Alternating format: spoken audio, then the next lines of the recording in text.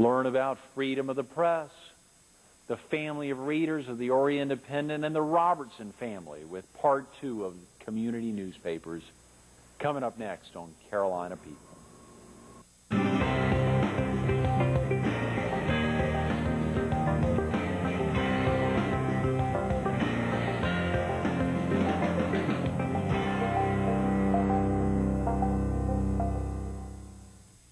Good morning. Welcome to Carolina People. This morning we're at the Fox 43 studio. We're on part 2 of community newspapers, and we're visiting with Steve Robertson, the publisher and founder of the Orient Independent and the News and Shopper, and the now owner of the, or co-owner. I can say co-owner. We haven't talked about Cheryl yet, but I understand that you and your wife have been in this for a heck of a long time together. Well, I couldn't have done it without her, Greg. Back in 1980, when we first started the Orient Independent, I told her what my dream was, and she supported me 100%. And through the peaks and valleys that come with operating a business, she's always been there with me. I just can't say enough about Cheryl. She is my guiding light. Wow, your rock. That's right. You know, I always wonder whether it's a woman talking about her husband or vice versa. There's a lot of different words that come out when they get to that last word. Guiding light is a powerful one. Yeah. That must be very exciting. How long have you all been married, Steve? We're coming up on our 32nd anniversary. Come on. Yeah. Wow, and you all have 2 children. 2 children, Stephen and TJ. Stephen is working with me at the paper and doing a great job. My daughter, TJ, is a physical education teacher at Kingston Elementary School. Is that right? Well, I think I saw at one point she had some involvement at the Orient Independent. I think I saw her listed in sales. Yes. And during the summer, she works with me, and then after school hours, she often comes in and helps with various things that need to be done at the paper. Right. So we keep her listed as an employee, and in fact, she is. Yeah, which is a great thing. I think I've seen quite a few Robertsons. There's a Steve Robertson, yourself, Cheryl, Stephen Jr., and then an Adrian Robertson. Right. Adrian is my daughter-in-law, and she's operates my business office and doing a great job for us. This is truly it's a family business. I love it. I love it. Family owned and operated. That's certainly great. Yeah, I guess you would reflect that as well as really anyone in the county. We think about, of course, there's some folks at the Coastal Observer in Georgetown County, and I don't know them. Swinson maybe, if that's a family operation. Of course, Polly Lohman there at the North Myrtle Beach Times, our small paper here in Myrtle Beach, and then y'all and Delora Scene there. Y'all would really be, I guess, the largest family operation in the print business in the county. Well, now that you mention it, we probably are, Greg. I never really thought about it. Yeah, you think about that aspect of not only serving the community, but having your family spread out throughout the community. Of course, you probably call all of your readers your family. Well, we really do. In fact, of all of our advertising, we refer to our readers as our family because we feel like they are. We, we're in touch with them every week. We're talking about things they want to talk about. So I do feel like my readers are part of my family. You know, the fascinating thing I've seen is your family travels all over the world, Steve. I think every week I'll see a picture of a boy and a girl or a husband and wife or a family traveling somewhere in the world where they've got their Orient Independent with them. What a great idea. Well, it's been one of the most popular features we've added over the past 5 years. What we do is ask people to take a copy of the Independent or the Scene with them and have their picture taken.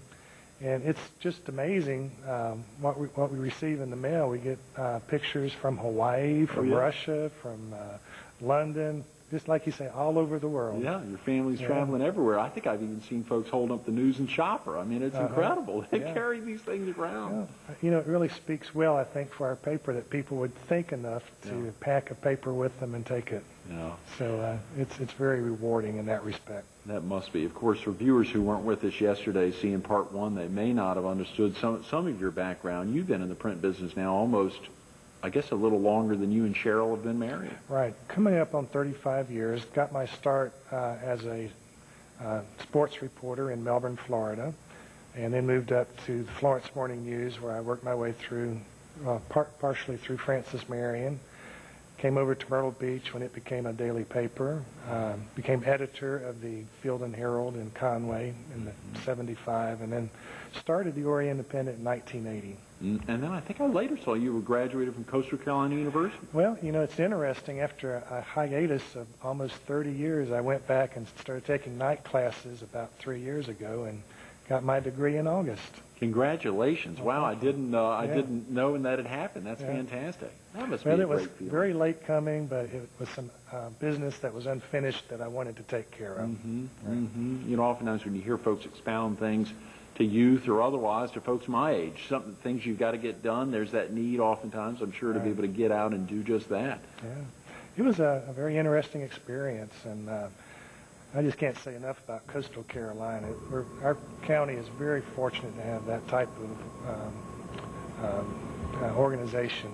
Incredible there, and it being located in Conway, and of course Horry Georgetown Tech's main campus, I guess, also located in Conway. Right. Conway, again, as we talked about yesterday, with it being the county seat, with everything flowing through Conway, with it being still the headquarters of a lot of large other family-owned companies in the area, still being based in Conway, it really, as you pointed out yesterday, all the roads kind of intersect in Conway.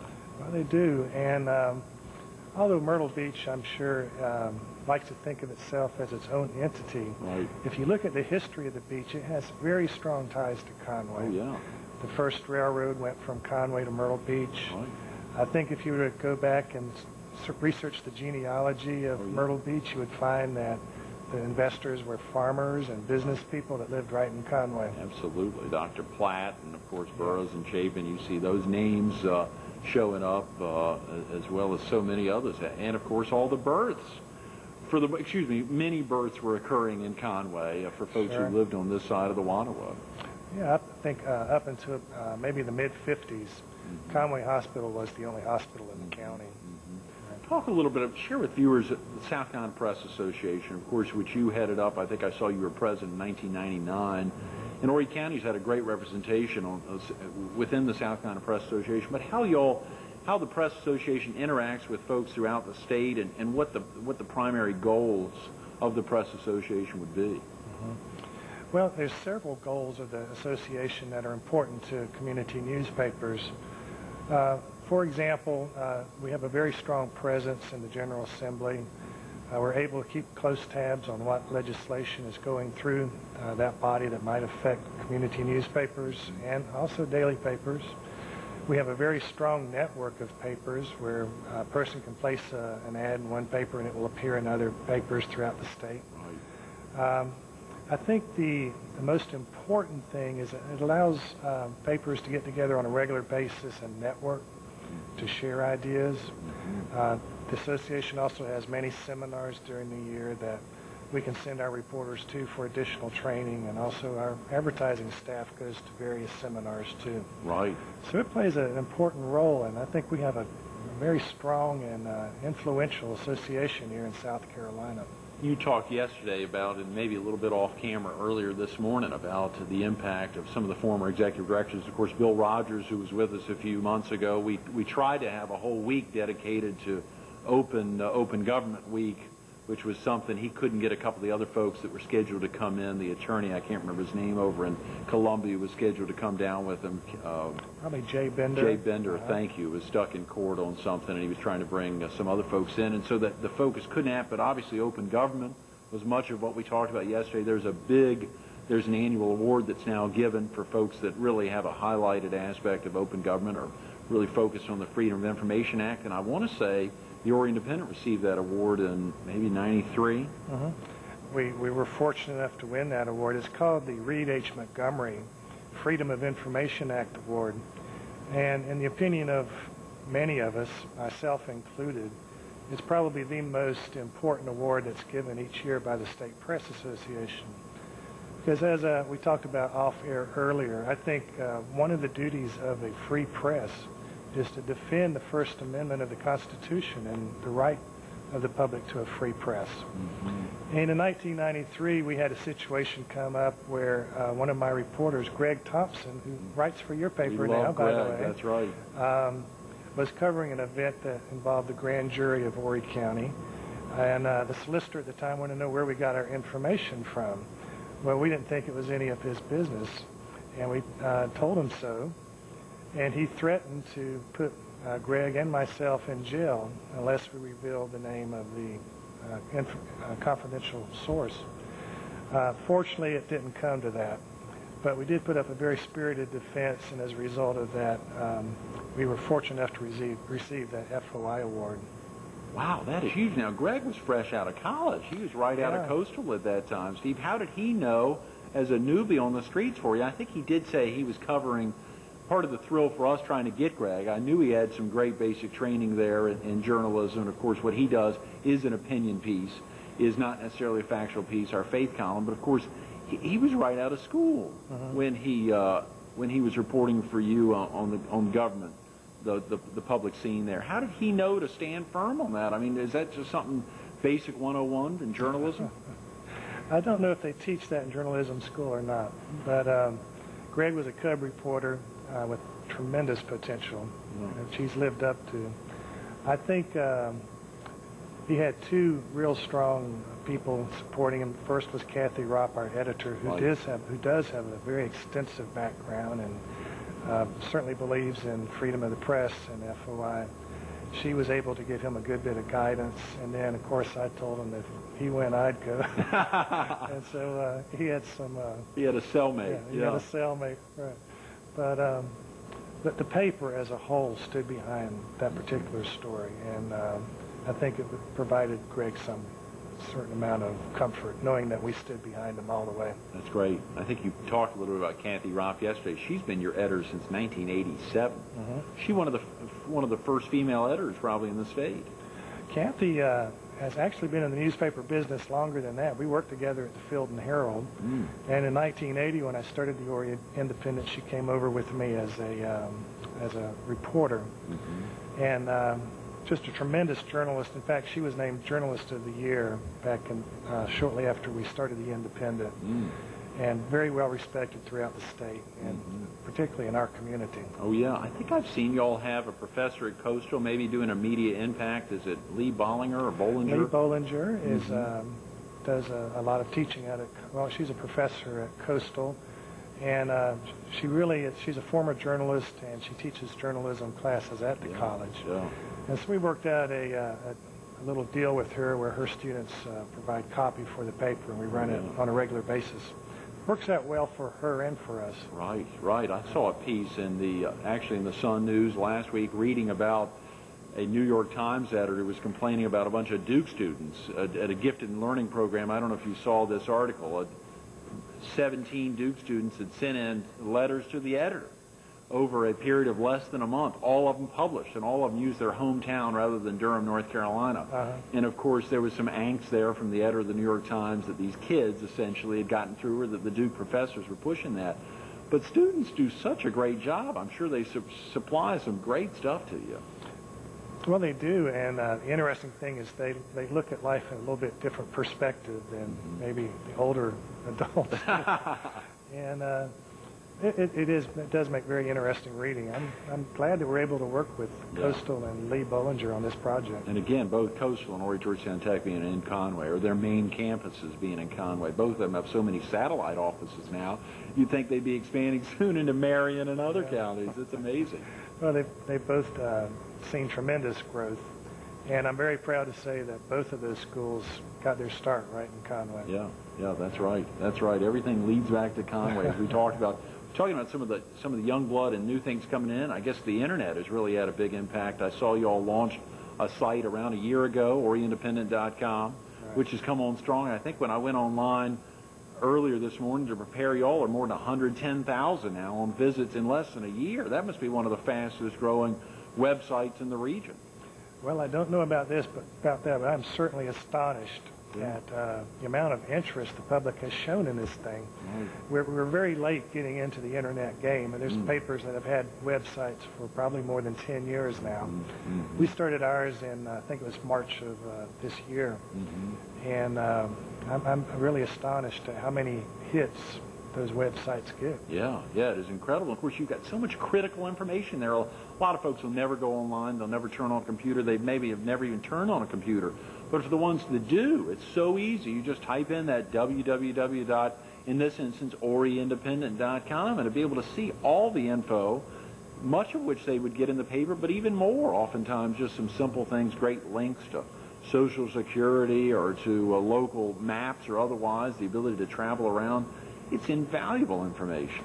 Well, I think you're right, Greg. And the nice thing is it's all there gathered at one spot. You don't have to surf for 30 or 40 minutes to find what you're looking for. One of the other incredible things I saw, and I'm looking at a little printout I'd done from your website, were so many of the aspects that you can actually email it to friends.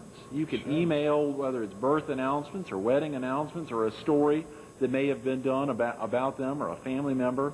I noticed the other day that you had to scroll down to the entire article to at the bottom be able to see that you could email that story off to a friend, which is another great way to spread the Orient Independent around the world again. That, and you can also make comments about the story that come right back to me.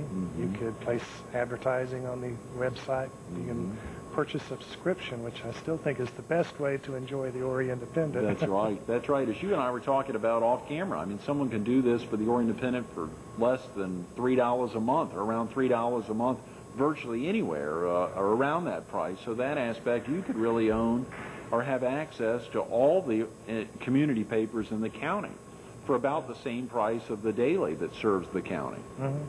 Well, we've often equated it to the price of a candy bar. It's less than the price of a candy bar nowadays. That's right. And we call it food for the brain. Yeah. And it certainly is.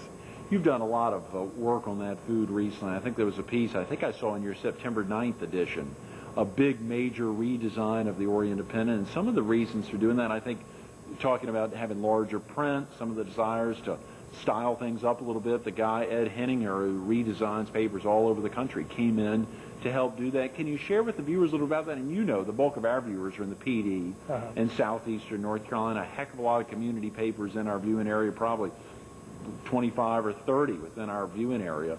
But share with the viewers a little about, for folks who may not have seen the Orient Independent, a viewer, let's say, in Laurinburg, who may not have seen the Orient Independent, but know of some of the things that happen in community newspapers, about what happened during that redesign. Sure. We started the redesign almost a year ago, Greg, and the reason we wanted to do it in the first place was we just felt like the existing design we had gotten a little bit stale, needed to be beefed up. We were looking for something that was a little bit more friendly user, that was more open and more eye-pleasing.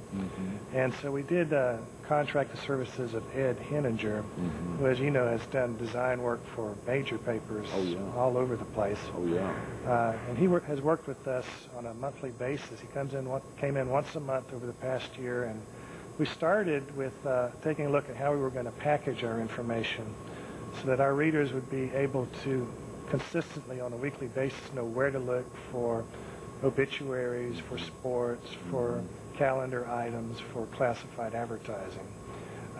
That's part of that user-friendly motif we were talking about. We also finally admitted that our readers are probably represent an older demographic group. And as I've gotten older, I've realized the importance of larger type. And so one of the things we really want to do is make our typeface larger so people with any type of reading disability could easily read it. We also wanted to improve our picture quality, to improve the impact of the headlines. And so we launched our product September 9th with the new look. And I've been absolutely just astounded and pleased with the response from our community and from our readers. So often it seems like that people are resistant to change. But in this particular case, we've received almost unanimous positive feedback. We've had a couple of folks who said they like the old look better. That's right, they hate change. But you can't please everybody. And I'm just tickled to death with the way the Independent looks. If some of your viewers have not seen the paper in the last month or so, I would encourage them to pick one up and see for themselves. And you can get it on the outskirts of the county. I mean, you can get it if you're traveling in. If a viewer's in Marion County, they can get it when they're in Aner at those gas stations. You can get it throughout, I'm sure, all parts of the county. When you think of that aspect, of course, they could go online to orientindependent.com to find out where they could purchase it. I think there's figuring out that, or even just giving you all a call. Do you mind if I give out that phone number, Steve? Is it the 248-6671? That's the one. Okay. You can call anytime, 24 hours a day. And, of course, y'all are right there on Main Street in Conway. So the opportunity to pop by, I think I saw on that note you'd addressed to everyone, that full-page ad, you know, it's been a long time. Dear friends, that was a great piece highlighting the redesign, but I think I saw on there, even better, pop on by the office and tell us how you feel, whether it's pro or a little bit of con there. Just pop on by and let us know. That's a great open invitation to be right there on Main Street. Oh, yeah. We would love for anybody to just stop by and take a tour of our facilities. If you've never seen a newspaper press run, you should certainly see that. It's an amazing thing. But yes, we do have an open door policy, and I'd love to have guests come by and say hi. We've only got about 5 minutes, Steve. You know, you go to that aspect. There's so many things I want to cover. We could probably have a Orient Independent Week or a community newspaper week. It'd be great to get some of the other amazing community newspaper publisher or owners, Polly Lohman and others, in the area to come on in. But there's so many papers and making such a difference. You talked about that press. I'd never visited one. Of course, the Georgetown Times prints my paper, traveled down there recently, and they've got a press from 1962, I think, one that prints off a heck of a lot of papers and publications in the area. How did y'all make that decision to go ahead and commit to get your own? Well, of course, as we added publications, the Loris Scene in 1999, and as we expanded our News and Shopper, which is our largest publication with 34,000 circulation, it became economically feasible to purchase a press, install it, and hire someone to run it. And I think, as I mentioned on our first show, the wonderful thing about having a press is that it gives you a tremendous amount of flexibility. You're able to create your own deadlines, you're able to add pages at will, and you're able to control the quality of the product a right good bit. Very definitely. That makes a dramatic difference, just that opportunity to really change things up as much as need be. Yeah. So many large, really large newspaper chains coming into the area or from around the area, almost exclusively from out of the state. We think of Media General having popped up there, based out of Richmond, Virginia, buying the Florence Morning News, lots of weeklies in the community. Knight Ridder, of course, owning the State, the Charlotte Observer, the Sun News, of course, down there in Charleston, Post and Courier, who owns the Georgetown Times, a big state-owned company, but so many large groups, Landmark having picked up the Brunswick Beacon. Has that had an impact on you, Steve? Do you see these huge daily publications or really international companies coming to the area? How has that impacted you, if any? Greg, I don't think it's impacted me directly, but I am disturbed by this trend that's been evident over the past 2 decades of media giants just buying everything up. I think some good things can happen when a large corporation buys a paper. It can possibly pour more resources into the paper, maybe add more staff, maybe improve the quality. But on the flip side, I don't think a pencil pusher in Miami knows what's going on in Conway, South Carolina. Okay? And I think that's why it's extremely important in the United States for community newspapers to be as close as possible to the ownership. And I think Conway having a newspaper that is locally owned is a real feather in their bonnet. Absolutely. Absolutely. Speaking of that, Steve, well, you talked a little about yesterday the other 4 businessmen who helped you launch the Orient Independent. Of course, you and Cheryl bought them out in the late 80s. Ken Holt was one of the names I think you mentioned. Mark Garner's another name that always pops up. I think even you used it yesterday. Both former mayors, one of Conway, one of Myrtle Beach. If you ever contemplated running for elected office, being a publisher of a paper now, you'll be celebrating the silver anniversary, 25 years in March. I really have not. I've been asked on several occasions to run for different offices, but I think I'm more comfortable reporting the news instead of making it, Greg. Yeah, those are good words. You think about having your family in the operation. Of course, we talked about it yesterday, a little bit more about that today. Your wife, your son, your daughter when she's not teaching, of course, your daughter-in-law. Any more Robertsons on the way to get involved in the business? Well, I just had a granddaughter born. Well, actually 4 years ago. She's 4 now. Congratulations. I don't know if the newspaper is in her future, but I certainly enjoy being a grandfather. Oh, yeah. What's the best part about being a grandfather, Steve? Just being able to spoil them rotten. That's right. Give them back. Yeah, that's someone said that grandchildren are God's reward for raising your own children. Oh, yeah. Yeah. That must be a great feeling. When you think about so many inspirations for you, Steve, maintaining this commitment to serve in a community and seeing Conway and really Horry County expand so much, and you being right in the center seat of it all. So many more questions we could go into, but when you think about the biggest inspiration for you, Steve, what do you think that would be? The biggest inspiration, that would be tough, but I think an event that really directed me into the newspaper business on a full-time basis was Watergate. I saw what an impact two people had on the future of our nation, the impact of what freedom of the press can mean to a nation. And although I probably will never be able to break a Watergate story that impacts our United States, we are in a position to report news that the public needs to know, and it will be influential in their lives for many years to come. Those are great words. Thanks so much for being with us again this morning, Steve. Well, thank you for having me. Absolutely. I've enjoyed it. Stay tuned to more Carolina People with Steve Robertson coming up next.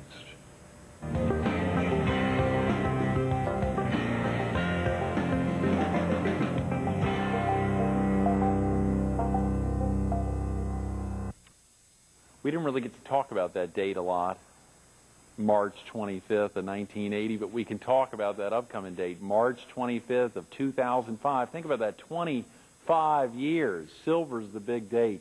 Silver anniversary, 25 years of serving not only Horry County, not only Conway, but the entire county, and serving all over the world.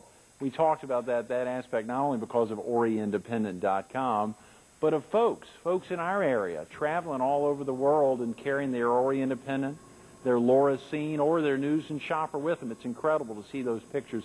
If you haven't seen them, you need to subscribe. It's real easy, 248-6671, or you can go online to OrryIndependent.com. It's a friendship, it's a family, it's the commitment to sunshine laws, to the freedom of information, and serving your community as well as you know how. Steve Robertson, thanks for doing just that.